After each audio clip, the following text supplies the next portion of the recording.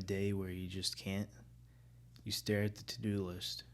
You want to care, you want to move, but your body feels heavy and your brain's foggy. And then you start thinking, what the hell is wrong with me? Let me say this out loud and clear for every man listening. You're not lazy, you're overwhelmed. And today, we're unpacking that lie we've told ourselves for too damn long. Society equates stillness with weakness. If you're not moving, you're losing. If you rest, you're falling behind. That's what they drill into us, especially as men. We're told grind harder, sleep less, push through, don't make excuses. And if you even think about slowing down, your mind starts eating you alive. Why can't I just get up and get it done? What's wrong with me? Why am I being so lazy? But here's the truth, and I need you to hear this like it's being said straight to your soul. Laziness isn't always a character flaw. Sometimes it's a survival mechanism. Sometimes your mind isn't malfunctioning. It's just trying to protect you from burning out completely. Let me tell you something personal. After I left active duty, I thought I'd jump right into civilian life and hit the ground running. I had plans, goals, hustles lined up. I thought, cool, I'll use all that discipline that I learned in the Navy to build my next chapter. But the moment the uniform came off, silence. No early wake-ups, no mission briefs, no watch standing, no chaos, just quiet. And I didn't realize how loud that silence would feel. I remember one morning my wife had gone to work, and I was just sitting on the edge of my bed at 11 a.m., staring at the wall, fully awake, fully alive, but unable to move. The house was clean. My daughter was napping. I had time, but my body felt like it weighed 500 pounds. There was this mental fog I couldn't shake. And in my head, all I could hear was, "Get up, man. You're wasting time. You're weak. You're lazy." But I wasn't just lazy. I was exhausted. Not just physically. I mean emotionally wrecked, mentally fried, and spiritually disconnected. 15 years of pressure. 15 years of constantly being on. 15 years of stuffing emotions down to get the job done. My brain wasn't broken. It was finally trying to heal. That moment was a wake-up call, because for the first time, I had to face not just what I had done for the past 14 years, but what I had buried. So if you're listening to this, and you've ever felt that, where it looks like laziness on the outside, but on the inside it's overload, trauma, confusion, and burnout. Let me say this again, because you need to unlearn the lie. You're not lazy, you're overwhelmed. You're healing. You're human. Let me tell you what broke me and why it made no sense on the surface. I was a Navy chief. I led sailors, I gave orders, I took charge in chaos. I handled 3 a.m. emergencies. I stood watch for hours when my body was screaming for rest. I wore that khaki with pride. My sailors came to me for guidance, strength, and stability, and I delivered every time. So you would think a trip to the grocery store would be nothing, right? Wrong. I had just left a medical appointment. The doc told me I had PTSD. I smiled and said Roger that, like it was just another briefing, but inside my world was spinning. So I said, be productive, get groceries, keep moving, don't stop. If you stop, it all catches up. So I parked in front of the store, engine running, hand on the door handle, and I couldn't move. For 45 minutes I sat in that seat, motionless, staring out the windshield like I was watching a movie about someone else's life. And all I could think was, you led sailors into high-pressure missions. You stood tall in front of commanding officers. You helped others through breakdowns. And now, you can't even walk into a store to buy some eggs. Shame hit me like a tidal wave. I gripped the steering wheel until my hands hurt. I kept whispering, "Get it together. You're a chief. Act like it." But here's the truth no one tells you. When you've been strong for everyone else for too long, you eventually forget how to be gentle with yourself. I wasn't lazy. I wasn't weak. I was overwhelmed, traumatized, burned out from years of wearing armor I never got to take off. That parking lot, that moment, broke me. But it also became the beginning of something else. Because for the first time, I saw that the man who had led with strength now needed to lead himself with grace. Let's be real. Overwhelm doesn't hit like a train. It builds like a slow flood. And most men don't drown when the water's high. They drown when they've been holding their breath for years. 5 hidden sources of overwhelm in men. Let's rip the mask off. Carrying pressure silently. Everyone leans on you, but who do you lean on? You got a poker face, and the crazy part is that most people have no idea.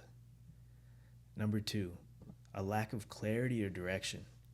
You wake up every day with this low-grade panic, like you're supposed to be building something, but you don't even know what you're building anymore. You used to have a mission, purpose, certainty. Now you feel like you're spinning. Number 3, the invisible mental load. It's not the big moments that break you.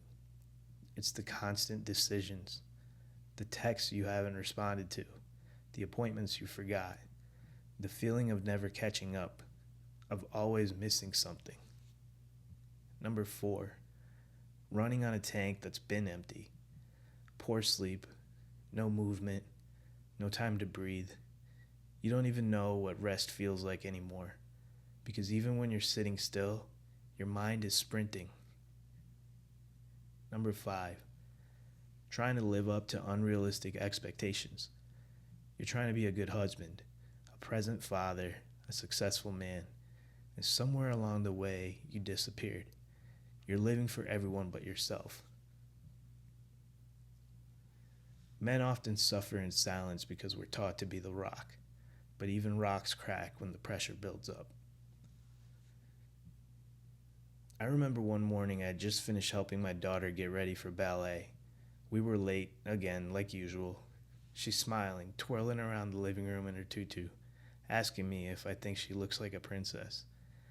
And I'm nodding, smiling, but inside, I felt nothing. No joy, no excitement, just static. And that scared the hell out of me, because I love my daughter. She's the light of my life. But in that moment, I was so overwhelmed, so drained from pretending everything's fine, that I couldn't even feel present. That's when I realized overwhelm isn't always yelling in traffic.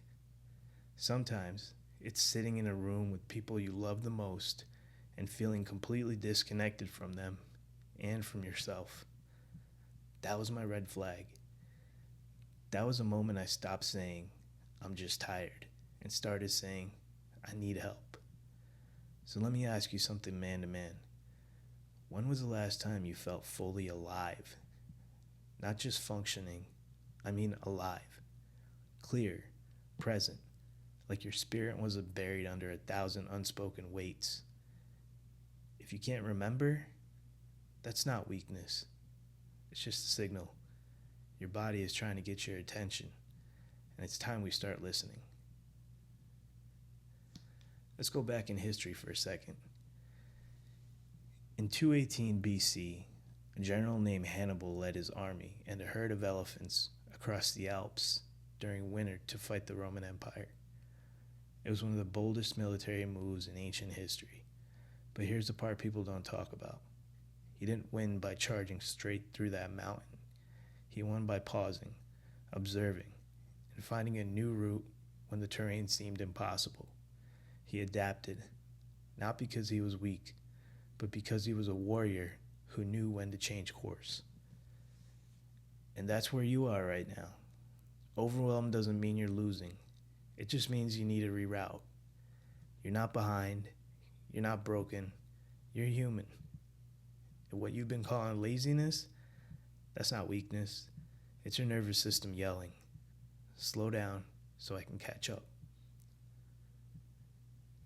Instead of I'm lazy, I suck, I can't focus, say I'm overloaded, I'm carrying too much, and today I choose to offload what isn't mine to carry. You are not the problem. You're just carrying problems that were never meant to be carried alone. Here's 4 steps that can shift everything. Number 1, brain dump the weight. Sit down and write out everything that's weighing on you. Personal stress, unresolved anger, any financial pressure you may have, family drama. Empty that backpack you've been dragging through life. Number 2, so what's yours to carry? Circle what's actually yours to handle. Cross out what belongs to someone else. Stop playing savior for problems you didn't create. Number 3, start with one micro win. Set a 15-minute timer and just do one thing. Make that call, fold the laundry, go for the walk, drink the water. Momentum kills paralysis. Action calms the storm. Number 4, rest like it's required. You're not resting to earn your break. You're resting because you're rebuilding your system. Mentally, physically, spiritually. Even Hannibal gave his warriors rest between battles. Why shouldn't you? And here's the shift that changes the game. You're not failing. You're recalculating. You're not lost. You're being redirected. You're not lazy. You're overdue for peace. This is the turning point where you stop judging yourself and start understanding yourself. Let me leave you with this. You're not broken. You're burnt out. You're not weak. You've just been carrying things no one ever taught you how to set down. This isn't about trying harder. It's not about pushing through. It's about finally recognizing that you've been at war with yourself for too long, and it's time to stop fighting and start healing. Because the strongest men, they're not the ones who never fall. They're the ones who get honest about the fall and choose to rise differently. So if today hit something deep, let it sit with you. Let it reshape how you talk to yourself. And when you're ready, take the next right step, no matter how small it is. I see you. I believe in you. And I promise, the moment you stop calling yourself lazy is the moment you finally give yourself a fighting chance to heal. This is Man Mindset. Until next time, take care of your mind like your life depends on it, because it does.